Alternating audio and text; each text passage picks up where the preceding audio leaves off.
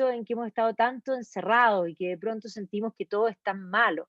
Y a veces estamos como en el charco, y como dice Oscar Wilde, todos estamos en el charco, solo que a veces algunos miramos las estrellas. Y si hay alguien que miró las estrellas estando en el charco, ese fue Vincent Van Gogh.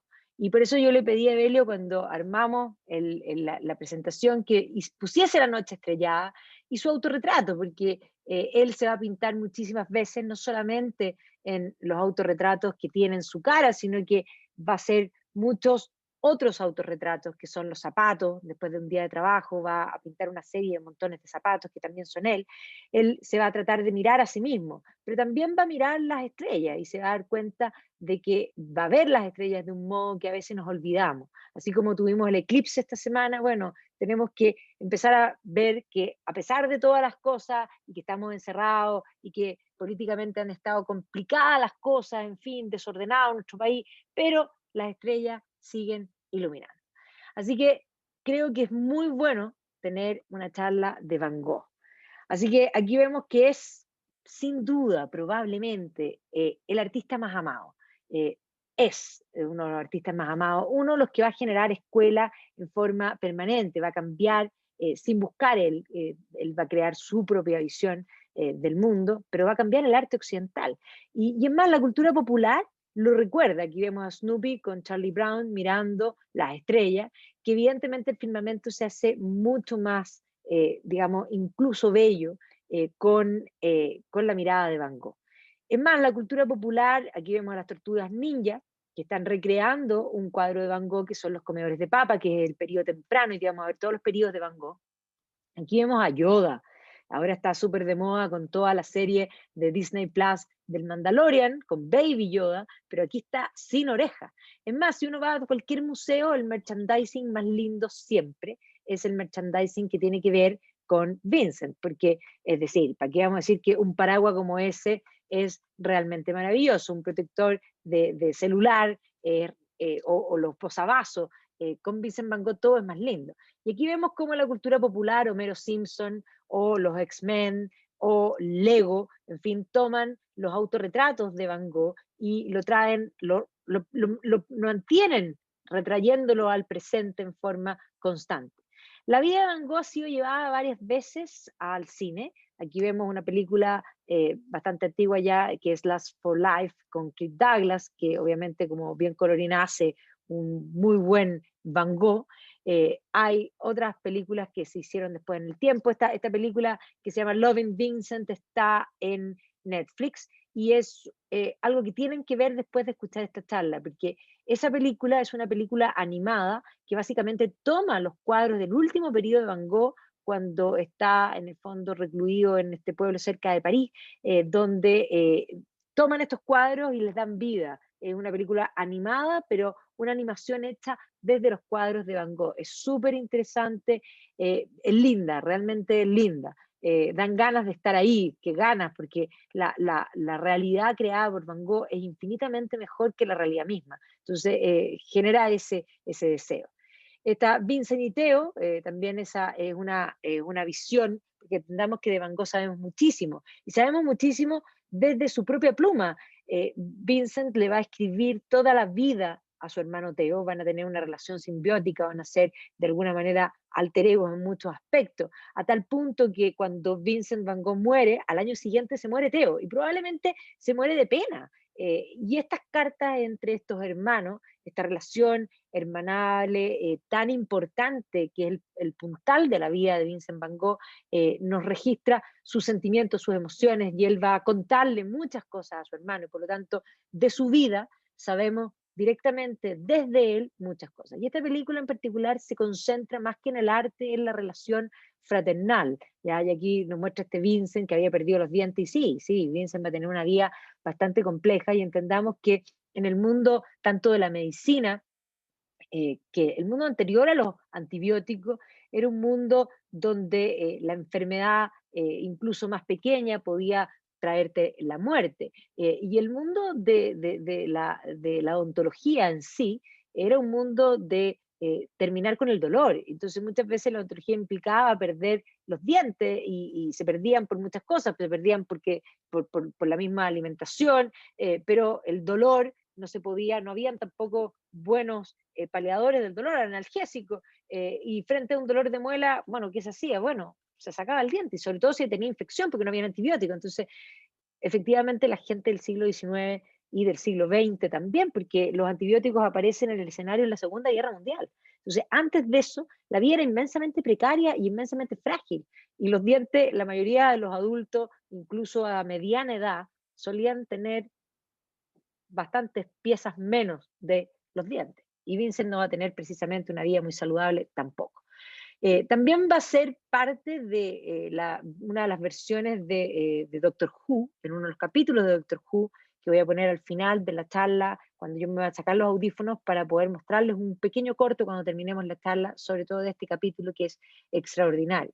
¿Ya? También Benedict Cumberbatch hace también de Vincent, y la última entrega que se hizo fue esta At Eternity Gate, que es en el fondo la parte final de la vida de Van Gogh, con Willem Dafoe, que efectivamente Willem Dafoe es bastante mayor de lo que Van Gogh nunca fue, porque murió bastante joven. Lo que pasa es que estaba bastante deteriorado, y por lo tanto esta diferencia de edad entre el actor y Vincent no parece, al principio a mí me chocó un poco, pero lo hace muy bien. Vale la pena también ver esta película que salió el año pasado. Salieron dos películas sobre Vincent el año pasado. La gran pregunta es: ¿quién es esta figura?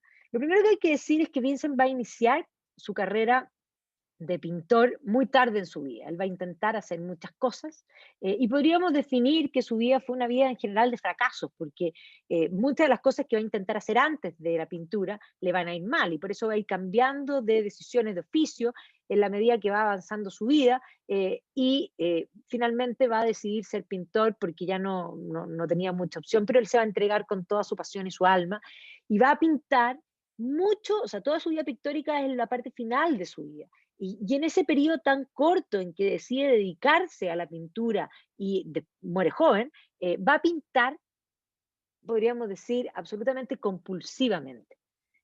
Va a pintar más de 900 cuadros, se piensa, 27 autorretratos que son definibles con su cara, a los que hay que sumarle todos los zapatos, que también se representan a sí mismos, pero que en el fondo no se consideran autorretratos, aunque lo son. 148 acuarelas y, ojo, más de 1.600 dibujos. O sea, dibujaba prácticamente y pintaba casi un cuadro al día, para que nos hagamos una idea, porque va a pintar, digamos, se va a concentrar su mayor pintura, va a tener un periodo inicial donde pinta menos, pero un periodo fervoroso que va a ser el periodo del gran color, desde que se va al sur de Francia, y va a comenzar a pintar casi un cuadro diario como parte de su trabajo.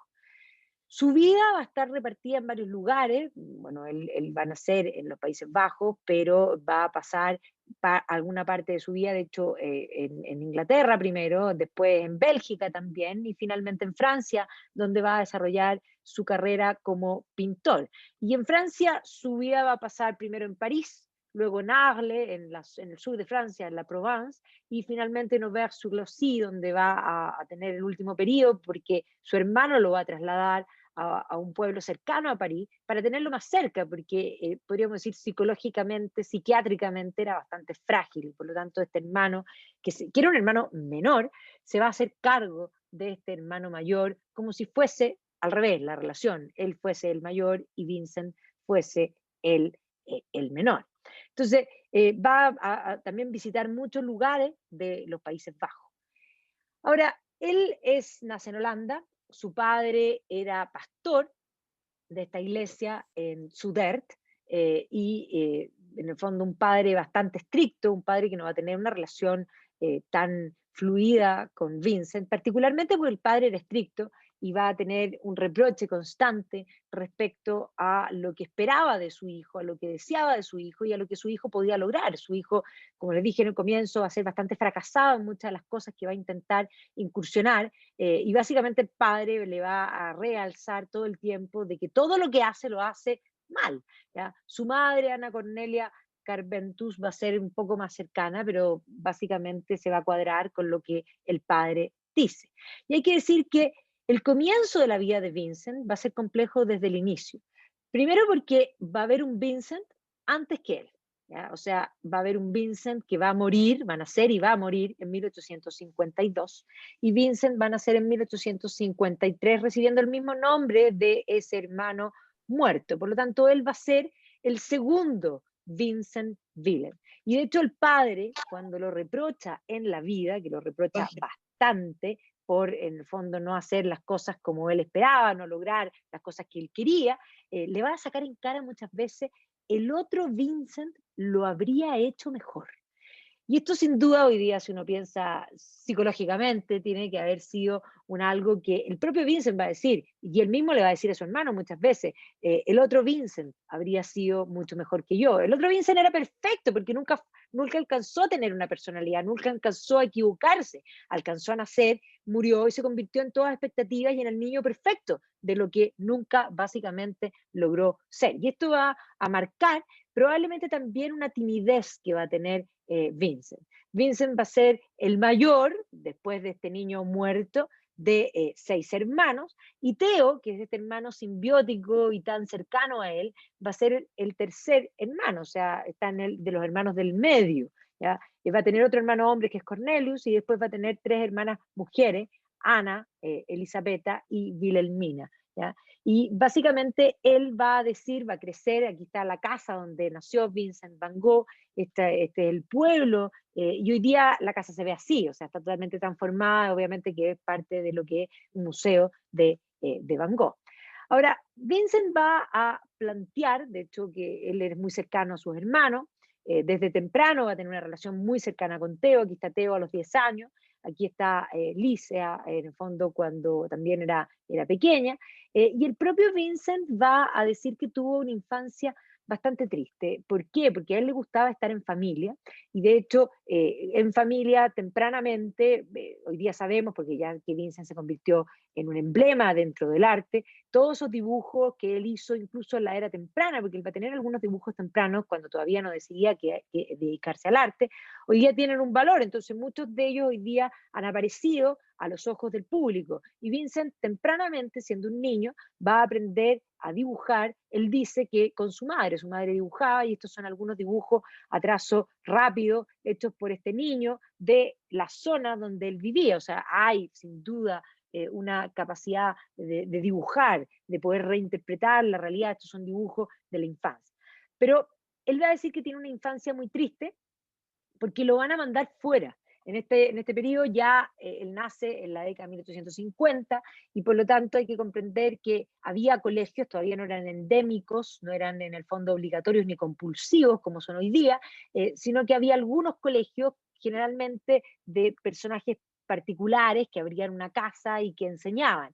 Todas las leyes de instrucción primaria en Europa van a comenzar de la década de 1870 en adelante, por lo tanto es justamente el periodo de cambio entre una cosa y otra. Entonces a él lo van a mandar a un colegio, no había tantos colegios, no había colegios cercanos, y lo van a mandar interno.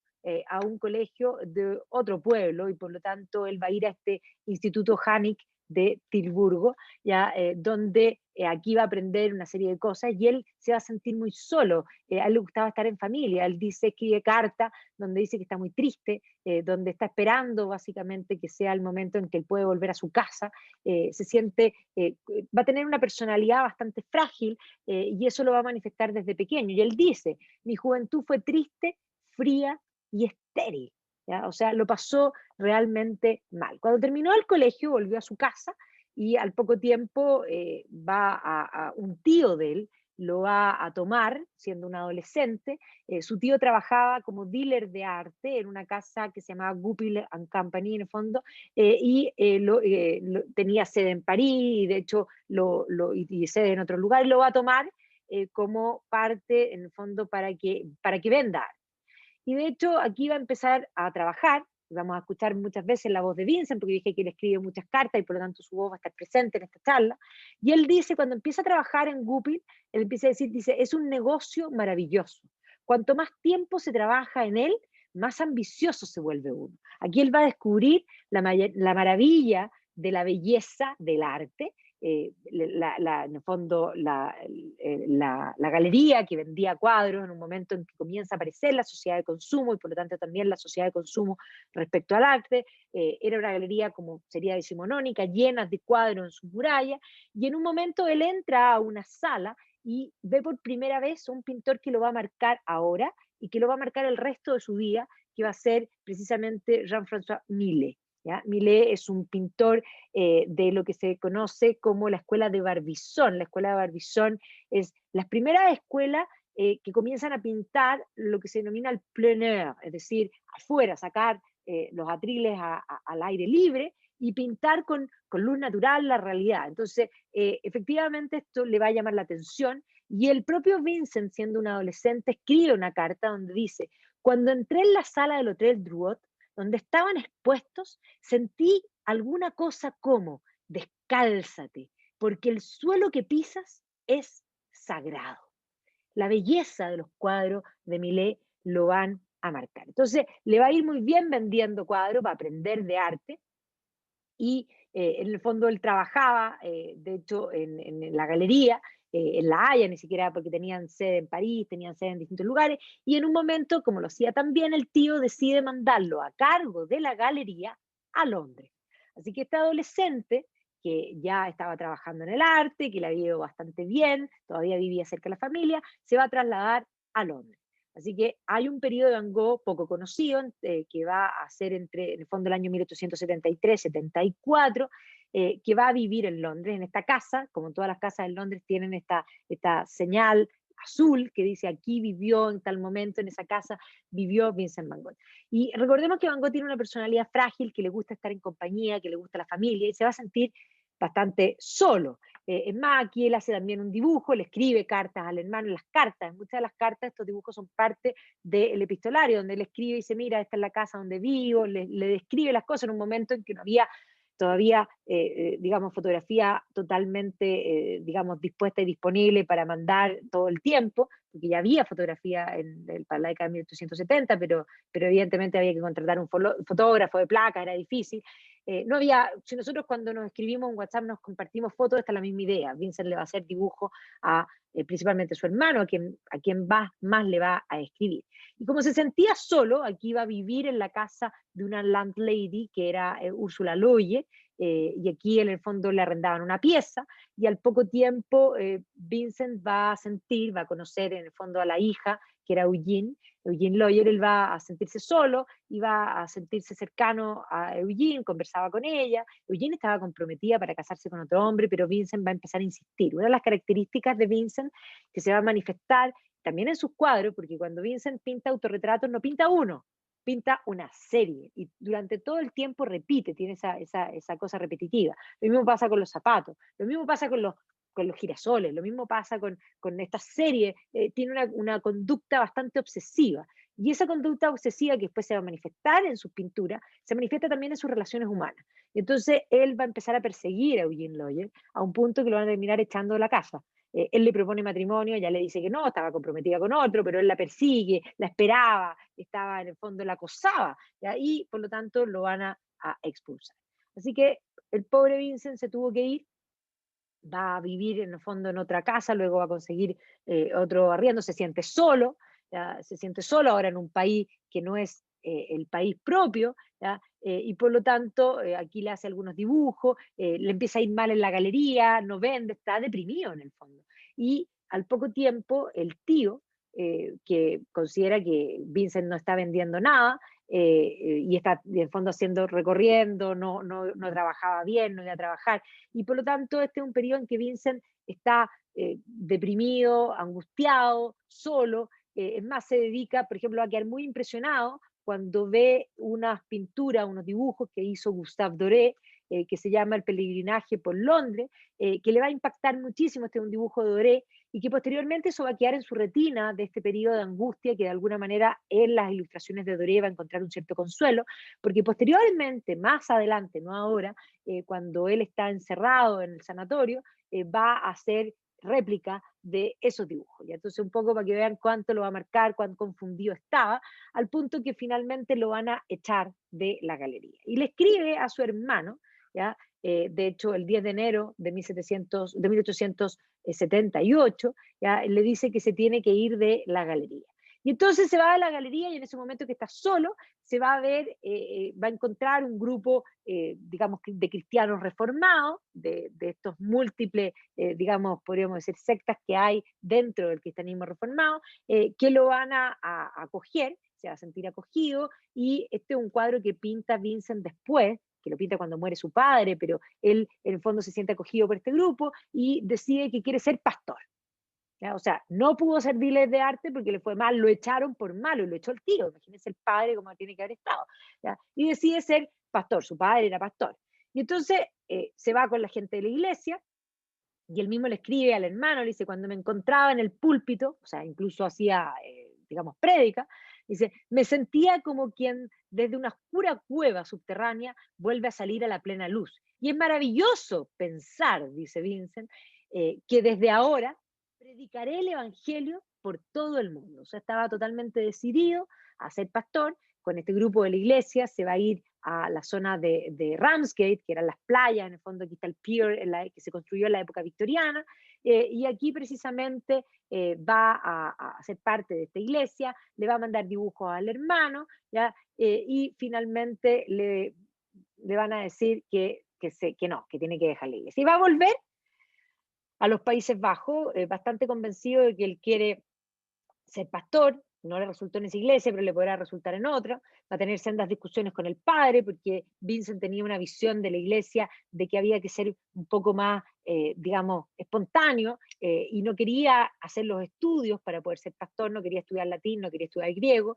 El padre le dice, bueno, todo lo haces mal, ni siquiera eso puedes dedicarte. Entonces en este periodo, buscando qué hacer, va a trabajar en una librería, ¿ya? Por algún tiempo de vendedor, va a estar un periodo en Ámsterdam, va a recorrer, en el fondo, por lo menos se va a sentir más cerca de su familia, y incluso hoy día sabemos que hace una serie de dibujos de su tierra, obviamente con, con, con los molinos, que es muy propio de esta tierra, se que una serie de dibujos que va a hacer Vincent temprano. Él quería definitivamente ser teólogo, pero como les dije, no quería estudiar, no quería pasar las pruebas que había que pasar para convertirse adecuadamente y propiamente en un pastor.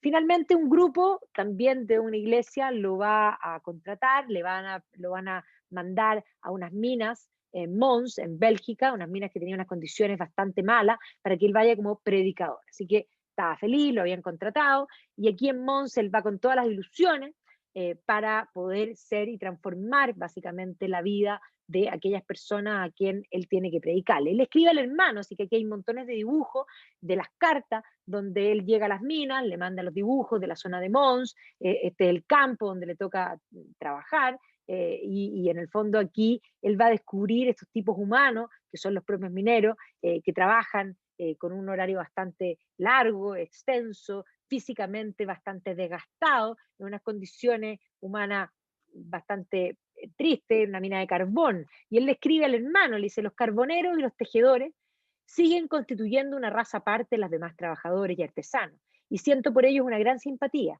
y me sentiría feliz si pudiera dibujarlos, de modo que estos tipos todavía inéditos o casi inéditos, que nadie los conoce, fuesen sacados a la luz. Entonces le hace estos dibujos al hermano, no, todavía no tiene ninguna intención de dedicarse al dibujo, pero le describe la realidad que le toca vivir, que le toca ver, el trabajo, en el fondo, de esta gente, y estos son dibujos tempranos de este periodo, básicamente de trabajo, aquí en Mons. Es más, él tiene tanta pena y simpatía por la gente que a él le entregan una casa para vivir, y los trabajadores vivían en barraca, y él encuentra que hay unos trabajadores que son mayores que él, y decide intercambiar, le entrega la casa a ellos y él se queda en las barracas.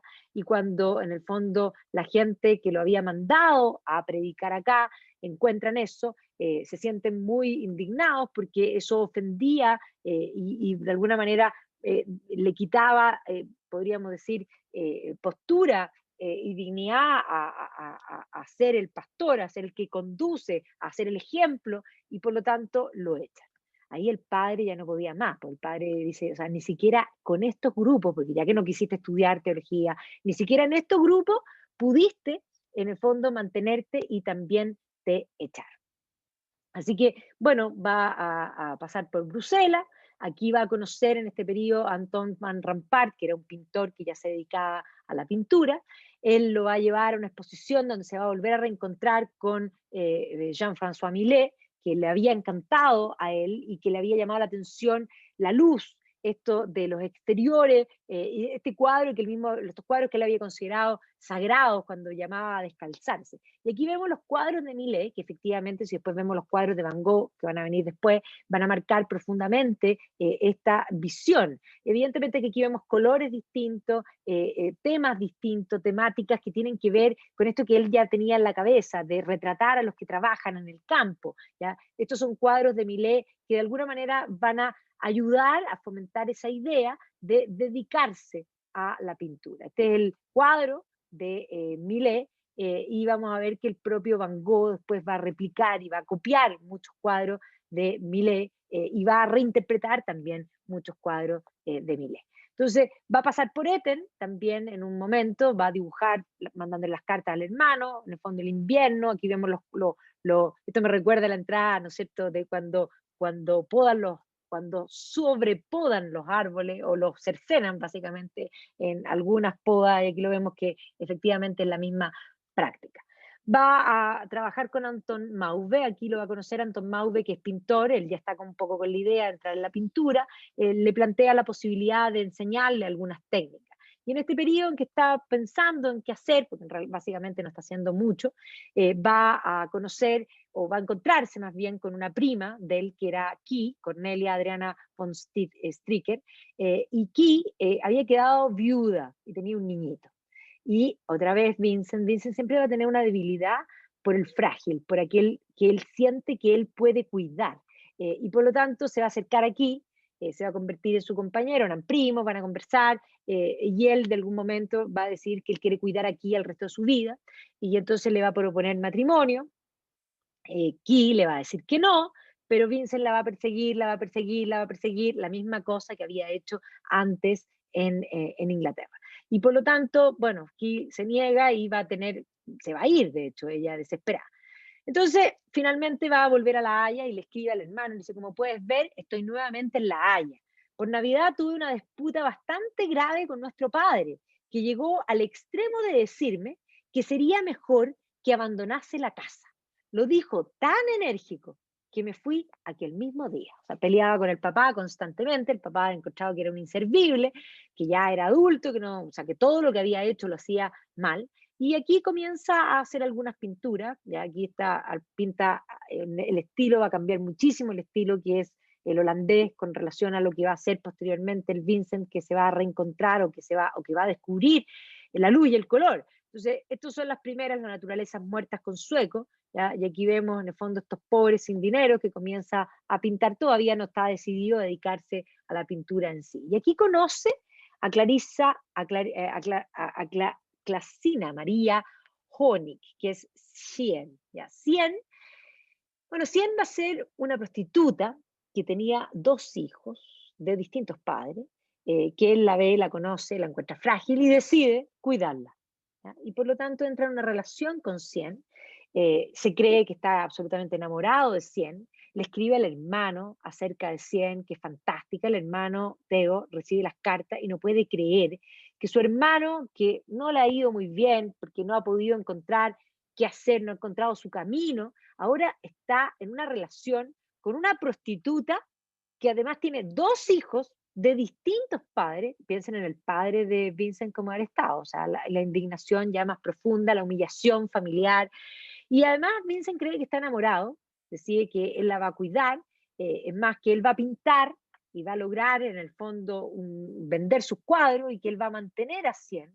Y de hecho Vincent en toda su vida va a vender un solo cuadro, por lo tanto la idea de yo te voy a mantener no era muy simple, pero Vincent cree estar enamorado, de hecho hace dibujos de ella aquí, dibuja este cuadro que se llama Dolor, y donde él le escribe en el fondo al hermano carta y donde le dice, ¿cómo es que hay en la tierra una sola mujer? Y esa mujer se llama Cien, y la va a pintar y le va a mandar más encima le va a mandar los dibujos al hermano, Cien dibujada, desnuda, 100 dibujaba con los niños, ¿ya? 100, aquí están las cartas donde de alguna manera le escribe, le cuenta de de su relación con 100 y del trabajo, y ella en el fondo ha decidido dejar la prostitución y él ahora la va a cuidar y la va a mantener.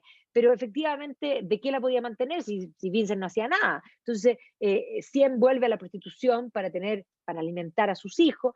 Vincent trata de mantener en el fondo, de buscar alguna cosa para poder generar, digamos, dinero. Dibuja 100, dibuja a los niños, ya se siente como padre de los niños, se trata de hacer responsable de los niños, pero ¿cómo podía ser responsable si no podía ser responsable ni de su propia vida? Su hermano le mandaba dinero y ese era el único dinero que tenían, básicamente. Pero obviamente que Theo y la familia lo que no querían era que Vincent siguiese con esta relación con esta mujer, ¿ya? Y que además con estos niños que no tenían nada que ver con él, ¿ya? Y entonces, en un momento, Theo se ponen de acuerdo como familia, y Theo con Anton Mauve, que era este pintor que algo le había intentado enseñar a Vincent, van a visitar a Vincent. Theo le pone en el fondo un ultimátum y le dice, mira, aquí hay dos posibilidades, o yo te sigo manteniendo como estamos, pero para que yo te siga manteniendo, tú tienes que dejar a 100.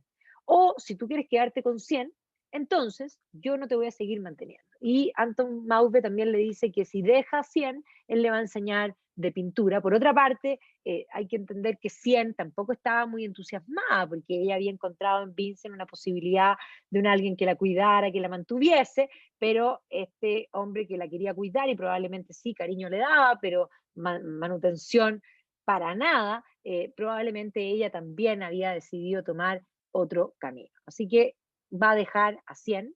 De hecho, en ese minuto, Theo trabajaba ya como dealer de arte, había entrado en la misma vía que había entrado Vincent en un comienzo, que lo habían expulsado, lo habían echado. Theo había empezado a trabajar, en el fondo primero con el tío, y luego había entrado en otra galería y estaba ya asentado en el fondo, inicia como Goupil primero y después va a sentarse en el fondo en el mundo de las galerías de arte. Y le propone a Vincent, bueno, dedícate al arte, aprende arte, dedícate al arte y yo voy a ser tu dealer. Entonces aquí evidentemente que lo que tenemos son estas cartas que han estado todo el tiempo y que van a estar acompañando toda la vida a Vincent y Theo en esta relación.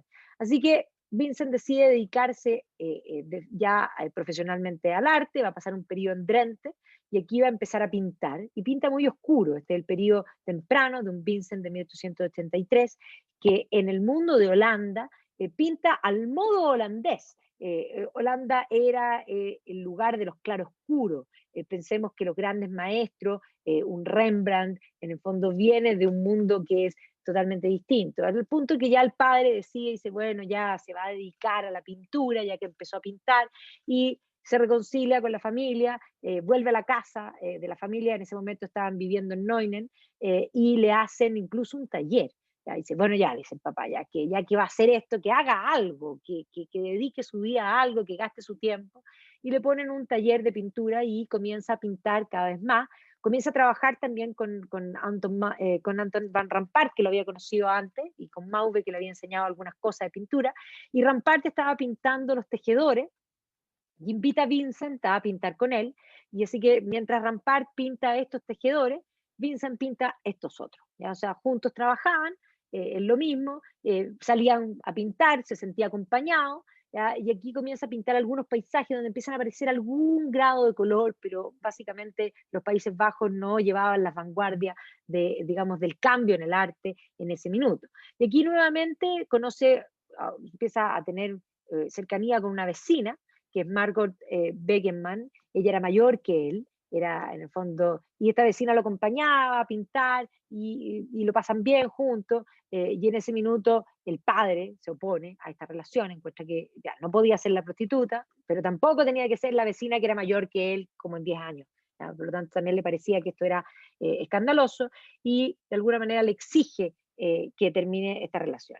Y en eso se muere el padre repentinamente. Vincent se siente un poco culpable, podríamos decir, deja la relación porque un poco para honrar al padre después de la muerte, y por lo tanto solo continúa pintando. Y en eso pinta este cuadro, que son Los comedores de patatas, que es considerado el primer cuadro importante de Vincent, que le cuenta a su hermano que ha pintado este cuadro, que él está en el campo donde la gente trabaja la tierra, siembra papas, cosecha las papas y después esta gente se come las papas. Entonces, este cuadro básicamente es un poco la idea de que esta gente se está transformando en papa, eso es. Y le escribe al hermano, está el dibujo que le hace en la carta, entonces dice, he querido dedicarme conscientemente a expresar la idea de que esa gente que bajo su lámpara come sus patatas con las manos que meten en el plato, ha trabajado también la tierra y que mi cuadro exalta pues el trabajo manual y el alimento que ellos mismos se han ganado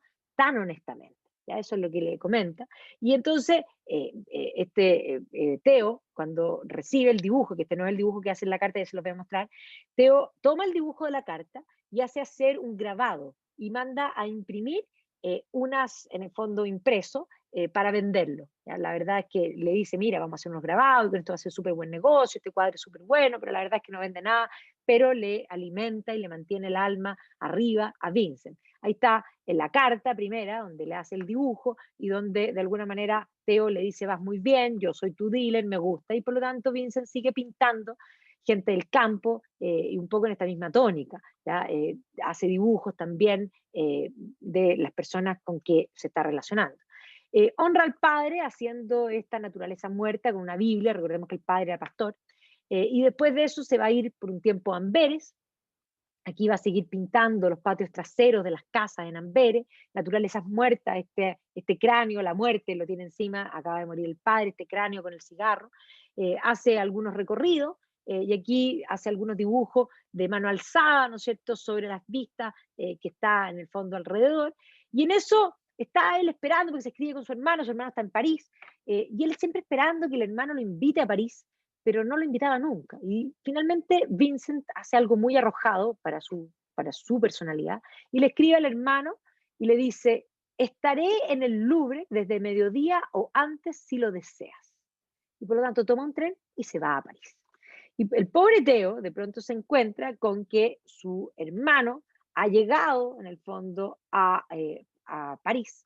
Él estaba trabajando, arrendaba un departamento pequeño y por lo tanto ahí le cayó como del cielo este hermano y va a tener que cambiarse a un departamento más grande, así que entre 1886 y 1888 Vincent va a estar con su hermano en París. Y va a llegar a un París en un momento de cambio. Estamos a finales del siglo XIX, en un momento después, en el fondo de la guerra franco-prusiana, ya pasó el segundo imperio francés, estamos nuevamente en el mundo digamos, de la república, la vanguardia, básicamente. Es un mundo de vanguardias, de cambio. Aquí precisamente un grupo de descolgados, los refugiés de los salones, habían comenzado a exponer en estos, en el fondo, salones de los rechazados.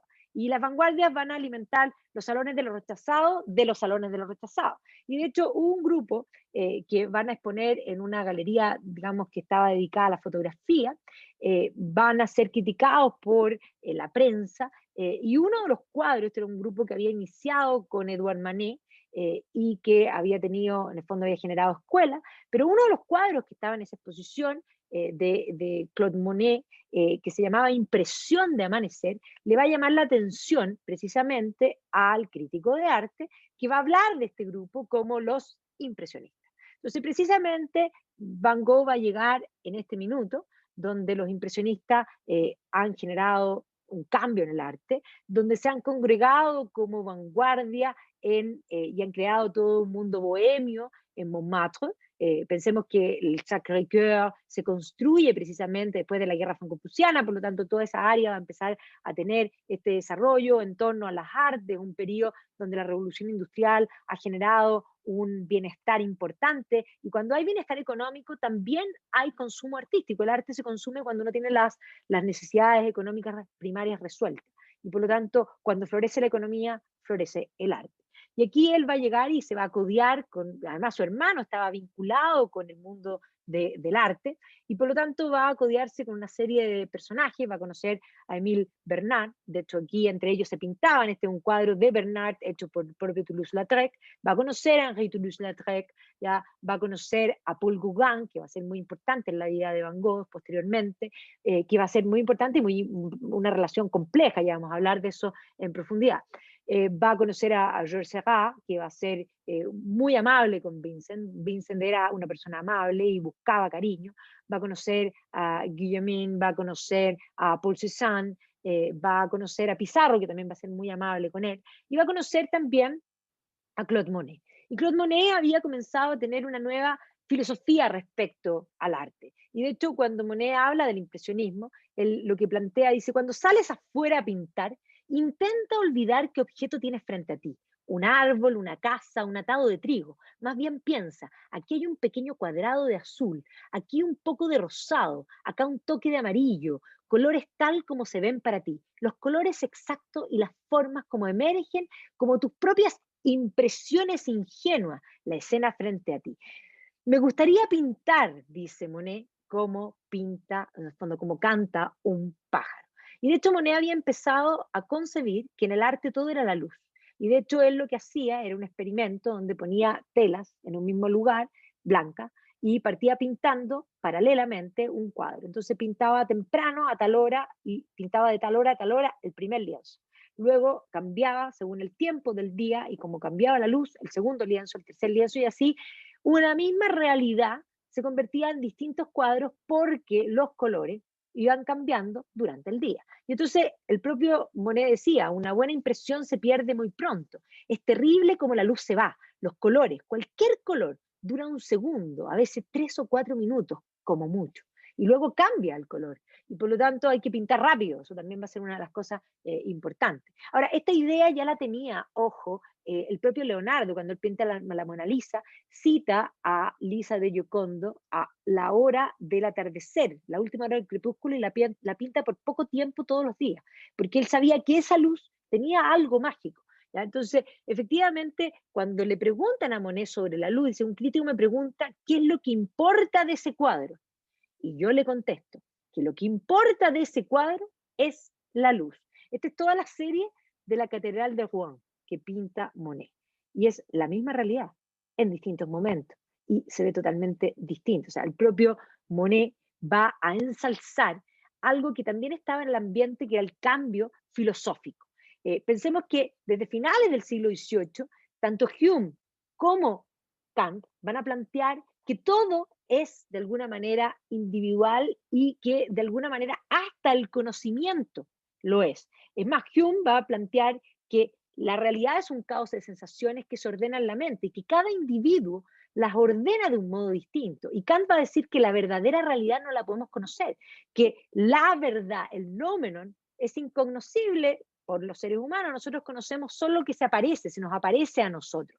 Y por lo tanto, ese camino que había iniciado la filosofía anteriormente hacia la subjetividad va a terminar triunfando en el siglo XIX. Y esto va a permitir de alguna manera que la filosofía postkantiana tenga que inventar una nueva filosofía para poder sortear este cambio de mentalidad y que se va a expresar en esta idea de que ya los pintores tampoco quieren interpretar la realidad tal cual es, porque no es la realidad que se me aparece a mí, es mi impresión de la realidad la que yo quiero mostrar. Así que aquí va a llegar Vincent. Aquí vemos todo el grupo de los pintores que estaban en torno a Montmartre, estas vanguardias, podríamos decir, estas avant-garde, y aquí va a llegar también Vincent y se va a codear con ello y va a comenzar a pintar pintando, venía con su arte holandés, y va a empezar un poco a mutar, se va a atrever poco, al principio se va a sentir bastante oprimido por la ciudad, él estaba acostumbrado a salir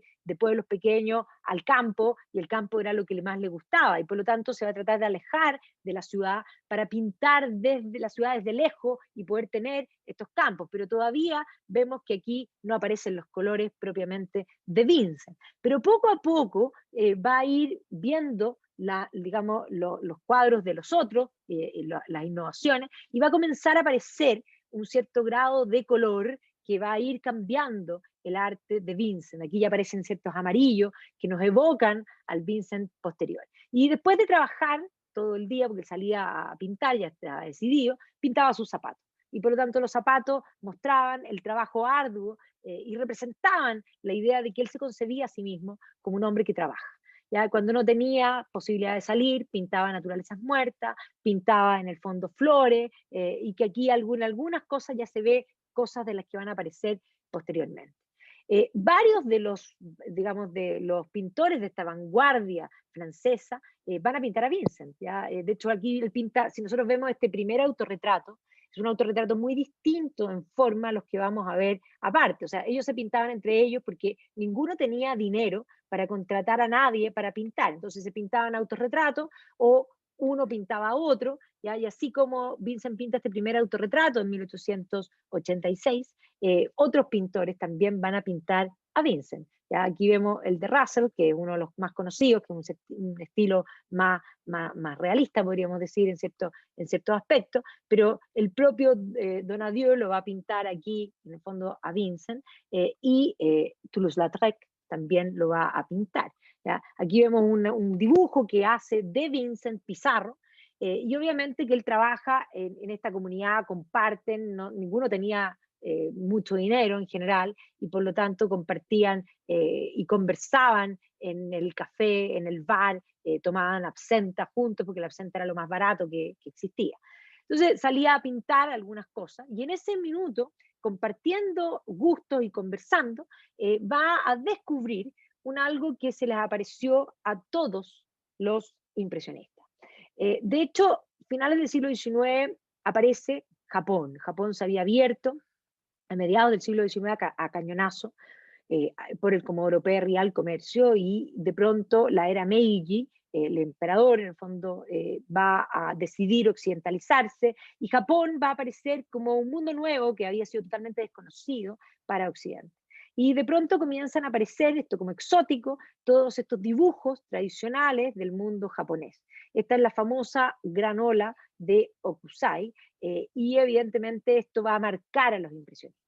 ¿Ya? No solo Okusai, que era en el fondo los dibujos tradicionales, sino que Hiroshige también va a ser parte de estas estampitas, y los mismos impresionistas van a empezar a coleccionar estampitas. Cuando uno va a la casa de Monet en Giverny, hay toda una colección de estas estampitas japonesas, que de hecho los mismos, digamos, dealers que les vendían las pinturas, los pinceles, comenzaron a importar estas estampitas que estaban de moda por parte de todos los pintores. Era un gusto adquirido, y va a empezar a cambiar también el arte, la luz que traían estas ilustraciones japonesas, le va a llamar la atención a todos los impresionistas, y especialmente va a marcar a Vincent Van Gogh. Y Vincent va a ver y va a empezar a hacer variaciones de estas estampitas, y de hecho él dice: envidio a los japoneses por la increíble claridad de que están impregnados todos sus trabajos. Nunca resultan aburridos ni hacen el efecto de haberlos realizado deprisa. Su estilo es tan sencillo como respirar. Son capaces de hacer una figura con solo unos pocos trazos seguros, que hace que parezca tan fácil como abrocharse el chaleco. Admira esa seguridad del trazo. Y por lo tanto aquí vemos la estampa japonesa y cómo Vincent comienza a hacer copia y modelo, y demás, usa algunos para hacer afiches. ¿Ya? Los afiches en el fondo estaban tan de moda los Japón, que aquí vemos en el fondo lo japonés en los afiches, y que Van Gogh va a reinterpretar. De hecho, en este minuto Van Gogh se encontraba en la taberna con los otros pintores, compartían las estampitas, conversaban, y en un minuto él va a decidir pintar a la dueña de la taberna, que era la Agostina Segatori, ya que era la dueña del café Tamburín. La va a pintar como una tabernera importante, pero ella venía en el fondo, era una italiana, y la va a pintar aquí también como italiana. ¿Ya? Obviamente que Vincent quería pintar, pero no tenía plata, así que no tenía cómo contratar a nadie, y seguramente de haber pintado doña Agostina a cambio de un par de vasos de absenta. O sea, yo le hago un cuadro, por favor, deme una botella de absenta y listo. ¿Ya? Y de hecho, también pasa lo mismo con el padre Tanguy, que el padre Tanguy era el que vendía los pinceles, el que les vendía las pinturas, el que vendía las estampitas japonesas. Y por lo tanto, pinta el padre Tanguy y lo pinta con las ilustraciones japonesas por detrás. Y no lo pinta una vez, lo pinta varias veces, lo que demuestra que seguramente en varios momentos estaba corto de plata, y esta era la forma de hacer canje, podríamos decir, con cosas que él necesitaba. Va a pintar autorretrato, y aquí vemos ya cómo empieza a cambiar su estilo, empieza a pintarse con gorro de paja, él empieza a tratar de buscar dinero, su sueño era irse a Japón, ¿ya? Entonces, él dice, ya tiene claro que lo que él quiere es emocionar y dice, quiero emocionar a la gente con mi arte. Quiero que se digan, él sentía profundamente, él sentía tiernamente. ¿Ya? Entonces, básicamente no quería reproducir lo que estaba frente de él, sino que él lo que quería era expresar esas emociones con colores más fuertes. Eso es lo que empieza un poco él a definir. ¿Ya? Entonces, básicamente lo que dice, grandes cosas son hechas por una serie de pequeñas cosas que se juntan y comienza a explorarlas afuera y a pintar y empieza a tener esta idea de que se quiere ir a Japón porque estaba convencido de que la luz en Japón tenía que ser distinta. Ya estaba convencido que la luz era lo que hacía la diferencia en el arte. Y si los japoneses habían podido hacer ese tipo de ilustraciones, era probablemente porque en Japón la tierra del sol naciente, imagínense eso, el sol, tenía que haber una luz más importante. Entonces, él salía, pinta los alrededores, pinta varias cosas, trata de juntar plata, le comenta a su hermano Teo que quiere irse a Japón, ya, pero no tenía ni un peso. Imagínense lo que era un viaje a Japón en este periodo, o sea, tenía que tomar un vapor para llegar, o sea, carísimo. Entonces pinta ya, aquí nos encontramos con un Vincent que ya se nota claramente que es él. Y entre medio, bueno, pinta la naturaleza muerta, el vaso de absenta, que era lo que él tomaba, el absenta de en esa época, era una absenta que no es como la que te comercializan hoy día. Hoy día uno toma absenta y tiene grados alcohólicos que están en el fondo regulados para la salud humana. En la época de final del siglo XIX, la absenta era considerada veneno, bueno, era superior en grado alcohólico y producía alucinaciones. Entonces, todos los problemas de depresión que probablemente tuvo Vincent probablemente se vieron complicados por la misma ingesta de la absenta que lo llevaron a tener varios problemas posteriormente. Incluso la absenta que se comercializa hoy día tiene varias de ellas, usan la figura de Van Gogh, ¿ya? Y que lo hacía en el fondo tener alucinaciones, entre otras cosas, y que va a complicar también su vida. Pinta los alrededores, sigue pensando en la búsqueda de la luz, que era lo que él quería. Aquí vemos Montmartre desde fuera, vuelve a lo campesino, trata de irse cada vez más fuera, hace más autorretratos de él aquí en 1887, que hace dos, y vemos que la luz es lo que estaba buscando, le sale como de la frente, básicamente, y también sus zapatos. Pero como no tenía dinero, alguien le dice que la luz en el sur de Francia es como en Japón. Y entonces, como no tenía dinero para comprar e irse a Japón en un vapor, de pronto decide que a lo mejor puede alcanzarle para irse al sur de Francia. Le comenta a su hermano que igual tenía que trabajar y que ya llevaba 2 años viviendo con él en París, compartiendo la pieza.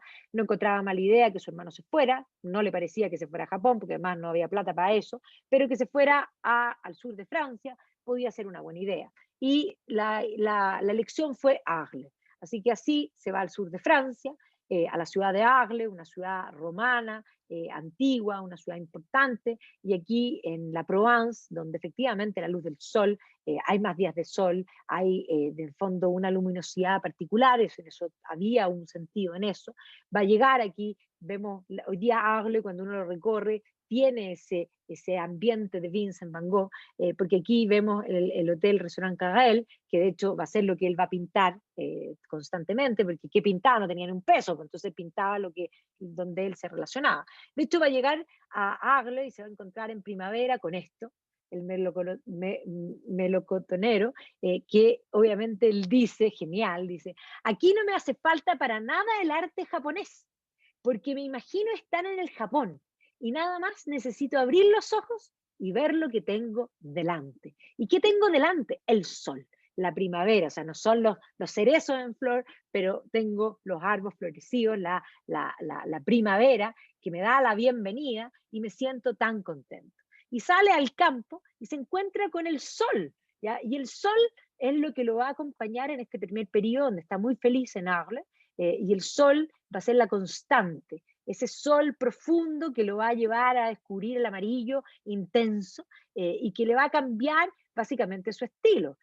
Recorre algunas partes, le escribe al hermano, le dice, he pasado unas semanas en Saint-Marie, en la playa y en la arena había pequeñas barcas verdes, rojas, azules, de formas y colores tan bellos que hacía pensar en flores. Son tan pequeñas que casi nunca van a alta mar, salen cuando no hace viento y vuelven a la tierra cuando sopla con demasiada fuerza.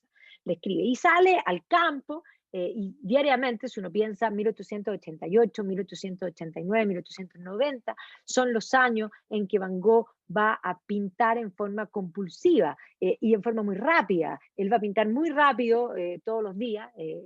Con esta idea también del trazado firme, seguro, japonés, eso lo va a llevar a tener que exigirse esta pintura rápida. Le hace dibujos al hermano para mandarle las cartas, y aquí vemos las embarcaciones, que ya la habíamos mencionado en la carta anterior, pero le escribe al hermano, le dice, los pescadores saben que el mar es peligroso y que la tormenta es terrible, pero ellos nunca encuentran que esos peligros sean suficientemente terribles como para permanecer en el puerto.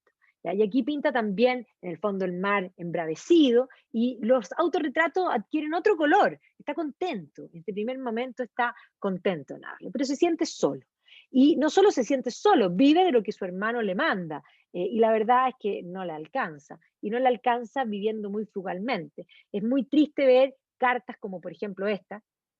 Mi querido Teo, gracias por tu carta, pero mira que esta vez he languidecido. Mi dinero se había terminado el jueves, así que hasta el mediodía del lunes resultó terriblemente largo. Durante esos 4 días he vivido principalmente de 23 cafés y del pan que todavía tengo que pagar.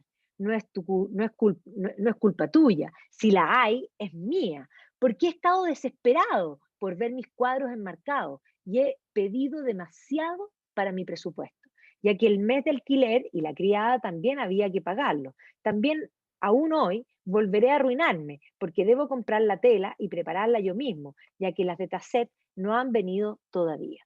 O sea, estamos hablando de un hombre que no le alcanzaba y que no terminó el jueves y no tenía para comer para el lunes, no tenía plata, no tenía dinero y entre medio tenía que comprar las cosas y que además no vendía ni un cuadro. O sea, todo este trabajo que él hacía, esta expresión en búsqueda de encontrarse consigo mismo y probablemente de un reconocimiento, no había tenido ningún fruto. El hermano recibía los cuadros, supuestamente vendía los cuadros, no había vendido ninguno. No tenía plata, entonces le pide a la gente de ahí que posen, porque no tenía plata para pagar, en el fondo, un modelo, y aquí va a pintar a distintos personajes. ¿Ya? Esta jovencita que estaba probablemente en algunos lugares le dijo, déjame pintarte, pinta a este campesino, pinta a este suavo que estaba en el camino, pinta a este lugarteniente, ¿ya? Y al que más pinta es al único amigo que probablemente tenía, probablemente el único hombre con que conversaba, el cartero. El cartero lo visitaba todos los días porque le traía las cartas de Teo y le llevaba las cartas de Vincent para llevárselas, mandarlas a Teo. Así que el señor Roulin se va a convertir en su gran amigo, con quien conversaba algún rato, su contacto humano, y va a pintar al señor Roulin en forma constante. Aquí vemos que lo pinta con distintos fondos. Nuevamente el señor Roulin, y luego se va a hacer amigo el señor Roulin, podemos decir que fue amigo de él, porque el señor Roulin lo va a invitar a su casa. Y en su casa en la casa del señor Roulin va a pintar a la señora Roulin, y la señora Roulin va a ser pintada por Vincent en varias posturas y en varios momentos, y no solo pinta a la señora Roulin, sino que pinta al bebé Roulin también, ¿ya? Y aquí vemos a la familia Roulin completa, pintada, el niño Roulin también, pintado por Vincent. Luego, entre los retratos, aquí también pinta a esta anciana que ha estado en el camino, y obviamente que sigue pintando el campo, que sale a trabajar todos los días, y se encuentra con esta naturaleza que le llama la atención y que él la perfecciona. Un retrato que es importantísimo porque además Eugene Boch va a ser un hombre que Vincent admiraba, era un filósofo. De hecho, la hermana de Eugene Boch va a ser la única persona que compra un cuadro de Vincent después.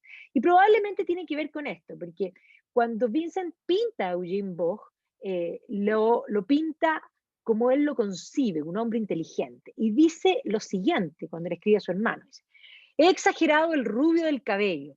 He utilizado también tonos naranjas y amarillo pálido. Detrás de la cabeza, en lugar de pintar la pared ordinaria de la habitación, he pintado el infinito, un fondo plano de azul más rico e intenso que he podido conseguir.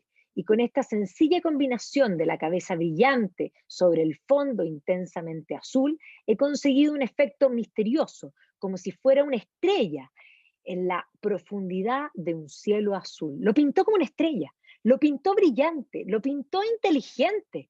O sea, Eugene Boch se tiene que haber sentido, a lo mejor, si le gustó o no le gustó el cuadro, es un punto aparte, pero que te pinten y te expliquen que te pintaron sobre el firmamento porque tú brillas, tiene que haber sido algo que a Vogt lo debe haber al menos entiernecido y asombrado. Es más, en este periodo va a perfeccionar la realidad. Este es el famoso Café Terrasse, que hoy día se llama Café Van Gogh, y que está ahí en la plaza de Arles, y que efectivamente aquí se muestra cómo Vincent mejora la realidad. Este café, todos quisiéramos sentarnos en una mesa ahí. Quien no quisiera, yo siempre quise. Y de hecho, sí, este es el verdadero café Terrace, que es infinitamente menos atractivo que la que pinta Van Gogh. Lo que pinta Van Gogh, quiero ir al tiro. Aquí sí, nos sentamos ahí cuando hicimos el documental de Viaje en el Tiempo, y fue una decepción en muchos aspectos, igual emocionante pensar que es el café Terrace. Y aquí en búsqueda de todas las cosas y de la belleza, va a pintar en el fondo las estrellas, va a comenzar a mirar las estrellas. Por mi parte, no sé nada con certeza, dice Vincent, pero mirar las estrellas me hace soñar. Y le escribe esto a su hermano, estas son las cartas donde está esta misma visión, y pinta el interior de la caverna, digamos, de la taberna, y cuando no tiene dinero, pinta naturalezas muertas, cuando no puede salir y está cansado, pero pinta todos los días, pinta naturalezas muertas de las cosas que tiene sobre la mesa, las cartas a Teo, y vemos las cebollas, la pipa, la absenta, la vela, la carta y un libro. ¿Ya? Es más, pinta hartos libros porque Van Gogh, Vincent lee muchísimo. Y dice, muy a menudo una visita a una librería me anima y me recuerda que hay buenas cosas en este mundo. Era un hombre que leía y que se pinta con su pipa y que se pinta después de trabajar también con sus zapatos. Estos son otros autorretratos. En eso el hermano comienza a plantearle la idea de que por qué no hacen una escuela de arte. Entonces Vincent tiene la idea de formar una comunidad de artistas y anda buscando un lugar. Finalmente arrienda esta Casa Amarilla, que este es el cuadro de la Casa Amarilla, que hoy día no existe porque fue bombardeada en la Segunda Guerra Mundial, así que le escribe al hermano que finalmente consiguió este lugar, el hermano le dice que va a conseguir una comunidad, trata de convencer a varios artistas, la verdad es que vivir en el sur de Francia no estaba de moda para nada, para los artistas tampoco, algunos miraban, tenían comunidades en Bretaña, pero no en la Provence, y entonces, ¿qué es lo que hace su hermano? Su hermano Teo empieza a tratar de convencerlo en un momento Gauguin le dice que ya, bueno, yo voy a ir a vivir para allá. Pero después le dice que no. ¿Y qué es lo que hace Teo? Le dice, te pago, te pago, te pago, pero ándate por favor, porque estaba preocupado de que su hermano estaba tan solo y que ojalá alguien lo acompañara.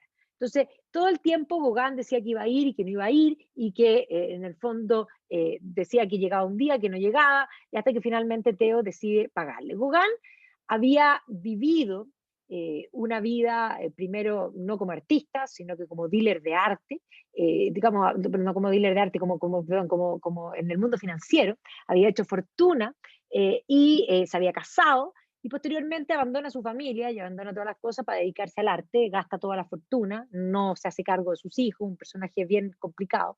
Esta es la vista del lugar donde estaba la Casa Amarilla, porque fue bombardeada en la Segunda Guerra Mundial, no queda Casa Amarilla, queda la casa que está detrás, un poco para que se hagan con esa idea. Y él está contento porque va a recibir aquí a la comunidad Pinta, le pinta al hermano, esta es la casa, esta es mi pieza. ¿Ya? Y es más, no gasta, miren por favor la pintura, no tenía ni uno, y no tenía ni un problema en poner cantidades de pintura. Está emocionado que va a llegar alguien, esta es la carta que le escribe a Teo, que va a llegar gente a vivir con él, que bueno, le hace un retrato a la madre encuentra que no valora mucho la pintura de su hijo, de hecho. Cuando Vincent después muere, la madre tenía colgado unos cuadros para tapar un hoyo que tenía la muralla. O sea, no había una valorización real para nada. Y ahí está la espera de que va a llegar Gauguin. Esta es una fotografía que hoy día se piensa que el que está de espalda es precisamente Van Gogh. Y finalmente va a llegar Gauguin. Le dice, ya viene Gauguin, y por lo tanto Vincent se va a preparar para recibir a su invitado, que va a vivir con él en la Casa Amarilla para formar una comunidad de artistas. Y entonces Vincent se dedica a pintar estos girasoles para adornar la pieza de Gauguin. Y no pinta uno, porque ojo, la situación de los girasoles va a pintar varios para adornar la pieza de Gauguin, y posteriormente cuando se pelea con Gauguin, no le lleva los girasoles, después Gauguin le exige que le mande los girasoles, y entonces Vincent pinta otros girasoles, le manda los girasoles, la relación de Gauguin y los girasoles va a ser una cosa que en el fondo explica el por qué hay tantos, ¿ya? Entonces, efectivamente, él se va a expresar como estos girasoles, que está contento viendo el sol porque va a venir a alguien a vivir con él. Y aquí están todos los cuadros que va a pintar y así va a llegar Gauguin, que apenas llega Gauguin va a ver todos estos girasoles en su pieza y ya va a encontrar que esto es curioso. Bueno, pero Gauguin tenía plata y por lo tanto va a contratar modelos. Por primera vez Vincent va a tener modelos a su disposición para pintar. Y aquí cada uno, en el fondo, está la modelo que van a pintar y le cuenta a su hermano en las cartas, contratamos una modelo, trabajamos aquí, y salían a pintar juntos y cada uno pintaba el arte. Y Gauguin de esta modelo va a pintar este cuadro, donde pone aquí a la modelo sentada en la mesa. Vincent va a pintar el interior de la misma taberna, ¿ya? Y posterior Vincent va a pintar cuadros distintos de la modelo, o sea, va a tener la misma interpretación y reinterpretación. En un minuto Vincent le dice, hagamos autorretrato. ¿Ya? Y se hacen un autorretrato cada uno, como una especie de, digamos, de reto artístico, y Vincent está tan contento que se pinta como un japonés, ¿ya? Porque recordemos que el Japón era esta idea de felicidad, ahora esta felicidad va a tener ahora una comunidad de arte, y él se pinta como japonés, con ojos rasgados y medio pelado, y miren por favor Gauguin, Gauguin se pinta, tiene un ego profundo y se pinta como Jean Valjean de Los Miserables. O sea, él se cree literalmente mucho más importante que Vincent. Y aquí se va a generar un problema y va a haber una relación bastante tensa porque salían a pintar juntos y Gauguin demoraba muchísimo en pintar, este es un paisaje que pinta Gauguin en este momento, y este mismo paisaje que Gauguin lo pinta de cerca, Vincent se queda lejos y pinta esta casa rápido. Y entonces Gauguin pelea con Vincent y seguramente lo criticaba de pintar rápido y Vincent le escribe a su hermano y le dice, el trabajo rápido no implica menos seriedad, depende de la confianza de uno mismo y de la experiencia. Así como dice Jules Gerard en su libro El león cazador, en el comienzo los leones jóvenes tienen muchos problemas para matar a un caballo o un ciervo, pero que los leones viejos matan con un solo golpe o un mordisco bien puesto y que ellos están siempre seguros del trabajo. O sea, Vincent se justifica, dice, yo pinto bien, y no porque me demore poco, quiere decir que no lo tomo en serio. Y aquí vemos los dos cuadros. Entonces aquí vemos que en el mismo lugar, Gauguin pinta Les Aliscamps, ¿no es cierto?, dedicando gran cantidad de tiempo, y Vincent muy rápidamente pinta en el fondo este cuadro. Parece que se congeló porque no puedo admitir una persona. Espero que me estén viendo. ¿Me están viendo? Sí, se ve. Ah, ya, ahí Sí, parece que volvió. Es que hubo una falla de internet que me saltó varios cuadros, pero bueno, ahí sí, se había congelado. Entonces, mientras uno pinta algo que se va a demorar muchísimo, el otro pinta con un trazo seguro rápidamente y esto va a provocar conflicto, porque Gauguin se siente más importante que Vincent. Y seguramente debe haber tenido una cierta envidia de las capacidades de Vincent de reinterpretar la realidad. Vincent además compra una silla y pinta, esta es la silla mía, la de Van Gogh, y esta es la silla que le compró a Gauguin, o sea, le compró una mejor silla a Gauguin. ¿Ya? Y ahí, del momento, Gauguin pinta un retrato de Vincent, dice, te hice un retrato, y pinta a Vincent haciendo girasoles. Y entonces Vincent ve este retrato y dice, sí, soy yo, solo que parezco loco. ¿Ya? Entonces se siente un poco ofendido, los girasoles pasan a ser parte de esta relación. Y aquí vemos cómo Gauguin pinta el Salón de Arles, cómo van a ir a un funeral, esto es lo que pinta Gauguin del funeral, y esto es lo que pinta Van Gogh del funeral. Y le escribe a su hermano, fuimos a un funeral juntos, y en ese minuto, de hecho, Gauguin le pide un cuadro y va a pintar esta visión del sermón, que lo pinta para una iglesia, y por lo tanto se arma una polémica, Vincent le cuenta a Theo y tiene una pelea entre Gauguin después y Vincent, una pelea de las muchas que tenían, y finalmente Gauguin le dice que se va a ir. Y en una noche que llovía, Gauguin se pelea, sale, cierra la puerta y se va a alojar a la casa de prostituta, al prostíbulo, digamos, de Arles. Y entonces Vincent queda desesperado porque piensa que va a perder esta comunidad que había creado, y esa noche Vincent se corta la oreja, la pone en una cajita y se la manda con una nota a Raquel, a Rachel, que era la prostituta, que estaba obviamente con Gauguin, que recibe la oreja, o sea, recibe el paquete, abre, ve la oreja, y en ese minuto Gauguin que a lo mejor se había peleado por un minuto y que podía haber vuelto, arranca literalmente a perderse. O sea, aquí la cortada de la oreja, que va a aparecer además en la crónica local, que le van a avisar a Teo que su hermano ha cometido esta locura, va a terminar con Vincent internado en el hospital, que le van a curar la herida, pero además preocupado por su salud psiquiátrica. Va a pintar el hospital, va a pintar en el fondo al doctor, le van a autorizar en el fondo al poco tiempo a salir y va a estar solo, porque ya Gauguin no está, y por lo tanto se dedica a salir al campo, a pintar todos los días, cada día, ya a pintar distintas realidades que va encontrando. Pero efectivamente su hermano está preocupado. En un momento le escribe Teo y le cuenta que ha conocido a Joana y que se va a comprometer con ella. Vincent se siente un poco culpable porque su hermano le manda plata y por lo tanto esto que le tenga que mandar plata y que ahora va a tener su propia familia. De hecho se casa Teo y después del matrimonio al poco tiempo le escriben contándole a Vincent que están esperando guagua, van a ser un bebé, hombre, que le van a poner, de hecho Teo le pone Vincent al sobrino. Y Vincent Van Gogh está complicado porque ahora sí que siente que es una carga para su hermano, que él no vende ningún cuadro, que le manda la plata. Lo primero que va a pintar es esto, sintiendo una esperanza. Con la llegada del nuevo Vincent se siente contento de ser tío, pero está angustiado y se dedica a pintar con más fervor, se pinta a sí mismo como un trabajador que sale a pintar, ¿ya? Y dice, yo también, dice, yo trabajo tan diligentemente mi óleo como los campesinos lo hacen en el campo.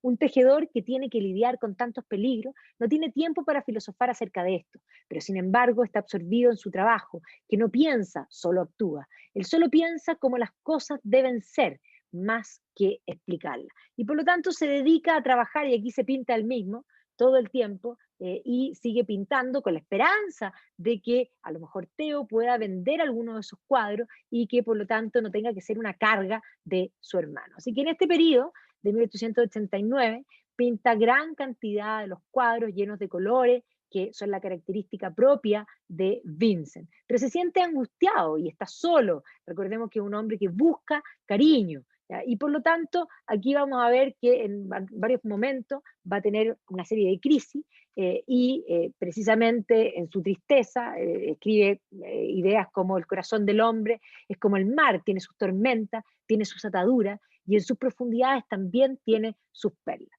Entonces aquí en un minuto el hermano lo va a internar en un sanatorio, aquí en Provence, este es el sanatorio de Saint-Rémy, que lo vemos aquí como es en realidad, y que Vincent, bueno, va a pintar el sanatorio, pero lo mejora bastante, o sea, el sanatorio de Vincent es muchísimo mejor que la realidad. ¿Ya? Y aquí lo van a encerrar por un tiempo para ver su salud mental. Teo está preocupado, quiere que lo evalúen y por lo tanto va a pintar el sanatorio después de que pinta todos los lugares. Esta es la pieza de Vincent, de que pinta el patio, ¿ya? De que pinta los corredores, de que pinta la puerta, ¿ya? En el fondo pinta los jardines, estaba encerrado, se dedica a pintar naturalezas muertas y luego, ya que está encerrado y no puede salir a pintar afuera, se va a dedicar a copiar cuadros de grandes artistas. Así que aquí va a copiar a Delacroix, este es el cuadro de Delacroix, esta es la reinterpretación de Van Gogh. Lo mismo hace en varios cuadros de Delacroix, que va a ser una de sus inspiraciones. Va a pintar también a Daumier, aquí están los bebedores de Daumier, que la reinterpreta Van Gogh. Aquí es el momento en que pinta Gustave Doré, donde toma el patio de la prisión y lo reinterpreta. Y luego va a entrar, él adoraba a Jean-François Millet y va a empezar a copiar a Millet. Entonces aquí vemos en el fondo, la siesta de Millet y la siesta de Van Gogh. Entonces ahí está esta siesta, que evidentemente es parte de este mundo y que va a seguir. Aquí vemos Millet, Van Gogh, ¿ya? Y el sembrador, Millet, Van Gogh.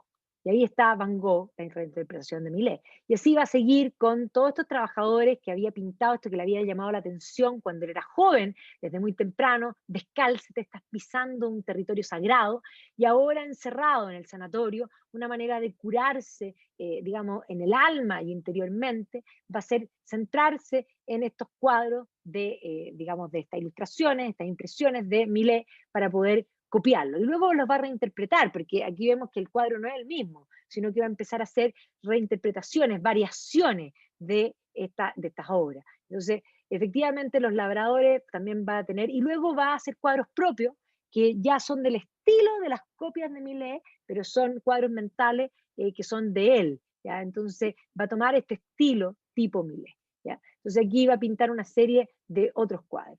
Después de que sigue con Millet, va a continuar con Rembrandt, y va a hacer varias reinterpretaciones de Rembrandt, de algunos cuadros en particular, y va a ser el momento en que ya está a punto de salir. Y cuando sale, nuevamente en libertad, va a volver a mirar el sol, que le hacía tanta falta, esto que le gustaba tanto, y va a empezar, ojo, va a empezar a pintar primero olivos. ¿Ya? Entendamos que los olivos representan, pensemos que Cristo, previo a la muerte, está pasando su primera gran pasión en el huerto de los olivos. Por lo tanto, los olivos atisban la muerte. Y vemos que va a pintar olivos una y otra vez. Una y otra vez. Es más, pinta tantos olivos que en un minuto se entera de que Gauguin ha pintado a Cristo en el huerto de los olivos y pide que le manden, de alguna manera, como en el fondo una idea de cómo hizo Gauguin esto, y le escribe a su hermano, le dice, sí, me gustó el cuadro de Gauguin, solo que no conoce cómo son los olivos. Lo critica. Y ahí sí, efectivamente los olivos de Van Gogh son mucho mejor que los de Gauguin. Había una rivalidad. Y ahí es donde Gauguin después le escribe y le pide que le manden los girasoles, ¿ya? Y ahí hace girasoles nuevos y se los manda. Y luego empieza a pintar cipreses. Los cipreses representan muerte. En los cementerios están los cipreses. Entonces, efectivamente, le da con pintar cipreses y le escribe a su hermano hablando de los cipreses, de los significados, y evidentemente su hermano está más que preocupado, ha salido del sanatorio, pero sigue estando solo, no tiene sustento económico y hay que mantenerlo, esto es complicado, y aquí se dedica a pintar los cipreses, que luego los va a combinar con la idea de la noche. Entonces dice, sean claramente conscientes de las estrellas y su infinitud en lo alto. Entonces la vida parece encantada después de todo. No sé nada con certeza, pero las estrellas me hacen soñar. En el presente, dice él, yo quiero pintar una noche estrellada.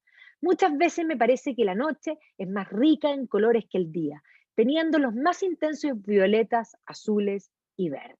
Y así es como nace este cuadro, donde efectivamente de noche el color que va en los tonos fríos de la frialdad de la noche, iluminado por las estrellas, y el cielo, este cielo ondulante que se convierte tal vez en parte de todas estas angustias y esperanzas que él tenía en su interior con los cipreses, la idea de la muerte presente, y que evidentemente se convierte en este emblema donde el amarillo se convierte en una cosa superior. Este es el dibujo que le hace el hermano cuando le describe esto. ¿Ya? Y continúa, porque no es la única noche estrellada con cipreses que hace, ¿ya? Entonces él dice que la noche es más rica en colores que el día.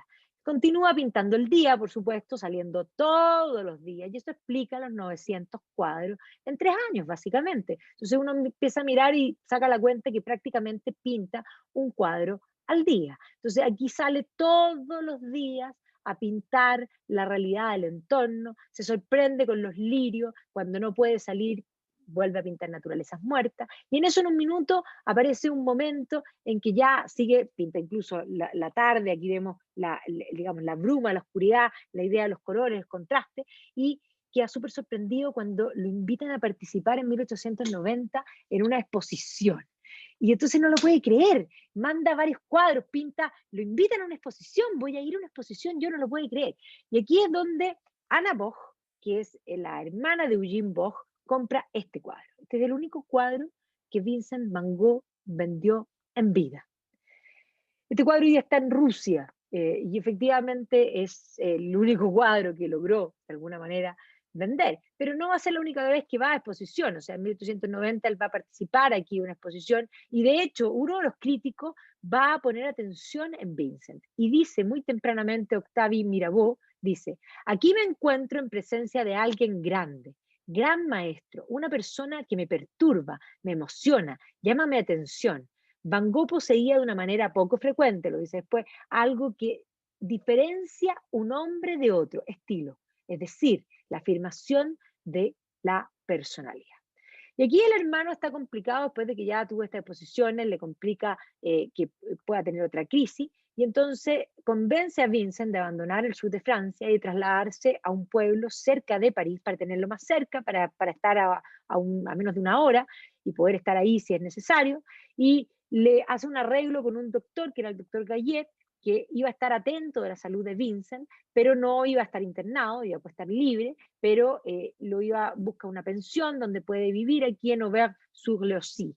Entonces aquí va a llegar al Hostal Rabot, donde va a vivir y donde efectivamente va a tener una pieza, esta es la pieza de Vincent, y el doctor Gallet va a estar a cargo de ver la salud, y obviamente que Gachet, aquí vemos cómo pinta el doctor Gallet, y efectivamente esa película que es animada cuenta este periodo, ya con el doctor, con efectivamente la hija del doctor que es Marguerite, y entonces aquí él está feliz, pinta a Marguerite, le cuenta que Marguerite toca el piano al hermano, pinta la iglesia del pueblo, que definitivamente es mucho mejor la iglesia de Vincent que la realidad misma, pinta la municipalidad, que sin duda es mejor la de Vincent, aquí el dibujo de la municipalidad, pinta el campo, sale a las afueras, perfecciona la realidad, aquí vemos el campo, lo que él ve, y miren lo que pinta Vincent, o sea, infinitamente superior, sale más hacia las afueras, para ir a pintar, para, como recordemos que él lo ve como un trabajo, independiente que no gana ni un peso, pero tenía por último que justificar y mandarle los cuadros, él se sentía así un poco más tranquilo en relación a su hermano, y sale todos los días a pintar y vuelve, y en el pueblo es considerado un loco, y lo veían salir todos los días, y estos son todos los cuadros de los alrededores que pinta, ¿ya? Y aquí vemos, este es importante, pongan ojo en esto, porque pinta estas rosas amarillas, que después las van a ver en el fondo en las inspiraciones posteriores desde Vincent. ¿Ya? Entonces, está contento relativamente, y estoy plenamente absorbido por las llanuras inmensas de campos de trigo, sobre un fondo de colinas vastos como el mar, de un amarillo muy tierno, un verde muy pálido, de un malva muy dulce, con una parte de tierra labrada, todo junto a plantaciones de patatas en flor, todo bajo el cielo azul con tonos blancos, rosas, violetas. Me siento muy tranquilo, casi demasiado calmado. Me siento capaz de pintar todo esto. Y obviamente que sale a pintar todo esto, los cielos inmensos, azules como los veía, se encuentra con la realidad, pinta la lluvia de un modo de fondo que se atreve a algo diferente, pinta los bosques, ¿ya? Pinta las raíces, se sorprende con las raíces y pinta estas raíces. Y este es el último cuadro que pinta Vincent. Y cuando pinta este cuadro, supuestamente después de haber pintado este cuadro, se suicida. Hoy día hay toda una polémica en torno a su suicidio. Siempre se pensó que se había suicidado. Él mismo dijo que él se había suicidado y eso da pie para suponer que se suicidó. Pero hoy día las investigaciones proponen que la trayectoria de la bala, de autoinfligirse, autodispararse en el fondo, autoinfligirse una herida donde él la hizo, en el estómago, es muy difícil, en el fondo, tomar la pistola y apretar el gatillo, que probablemente una trayectoria y una herida en ese lugar tiene que ser de un tercero, y hay toda una idea de que probablemente lo molestaban unos niños y que en un momento alguien iba con un arma, que no quiso disparar y que hubo una especie de accidente, y que el propio Vincent entendió que esto había sido un accidente, y por eso cuando él logra, en el fondo, él recibe el impacto de bala, y eso también es importante respecto al suicidio, porque si se disparó, se arrepintió porque caminó de donde estaba hasta la casa para recibir atención, así que él llega caminando herido a la casa, y ahí el doctor Gallet lo recibe, hace este dibujo final, y le avisa después a su hermano, ¿ya? Y efectivamente vamos a ver que finalmente muere, pero no muere de inmediato. Teo queda devastado, al punto que al año siguiente se enferma al poco tiempo y al año siguiente se muere. Ahí están los dos hermanos, Vincent y Teo, enterrados al lado. La pobre, en el fondo, Johanna, queda sola con Vincent niño.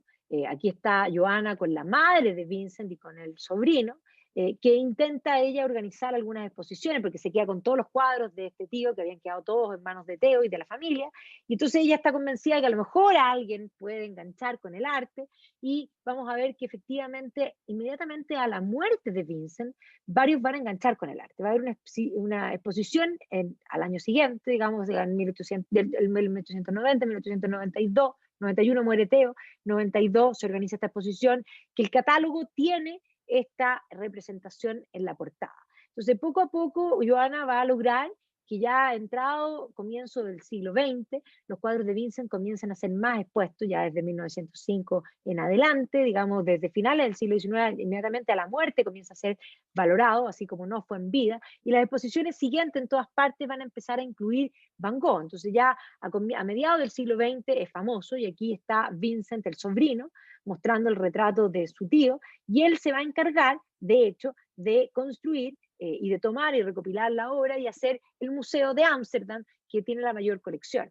Y es más, esta familia va a poder vivir fantásticamente gracias a la venta de los cuadros de este tío. Así que el pobre Vincent, que se sintió tan culpable de haber sido un cacho para su hermano toda la vida, le va a devolver con creces, le va a mantener a la viuda y le va a mantener al hijo el resto de la vida, y sus cuadros van a ser transados, y hoy día Van Gogh todavía se transan en las auctions de impresionistas.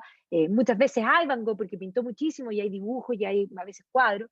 En esta última hora había una, no me acuerdo si era en Sotheby's o en Christie, pero era del periodo temprano, era el periodo holandés. Y obviamente que se hace este museo que sigue siendo el mejor museo. Pero Van Gogh, además de mantener a la familia, va a generar escuelas. Él decía, yo quiero que vean, generar inspiración. Y va a haber inmediatamente un movimiento que es el movimiento expresionista alemán, un movimiento que se llama Die Brücke, que de hecho aquí vemos un grabado de Die Brücke con los girasoles de Van Gogh, que va a sentirse inspirado en Van Gogh. Y de hecho un crítico de arte que critica a Die Brücke va a plantear lo siguiente. Ya este Fritz Schumacher va a decir: desde 1905, todos los futuros miembros de Die Brücke empezaron, frente a mi horror, a pintar de un modo muy desprolijo. Yo atribuyo esto a la influencia de la exhibición de Van Gogh, que atrajo la atención en Dresden de ese entonces. O sea, se expuso en Dresden y generó escuela. Y Die Brücke tenemos a artistas como el Milnold, que aquí vemos claramente una influencia vangoniana, que va a pintar en este estilo. La primera etapa de Milnold tiene este estilo, ¿ya? Entonces, que posteriormente Milnold va a tener una variante distinta, pero, por ejemplo, Ludwig Kirchner también va a tomar un primer estilo vangoniano, propiamente tal. Aquí tenemos a Erich Heckel, que son parte del Die Brücke.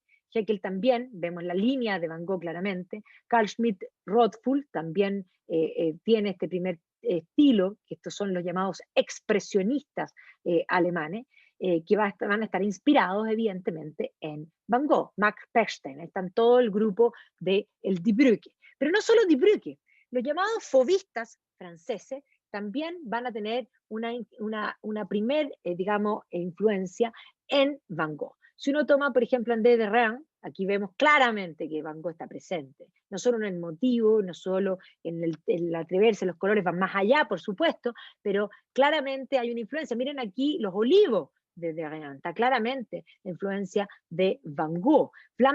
Vlaminck tiene dos periodos claramente marcados, si no tiene más, porque es uno de los artistas más versátiles que hay. Tiene un periodo fauvista temprano, que son de hecho los Vlaminck que se transan más caros generalmente porque son los más escasos.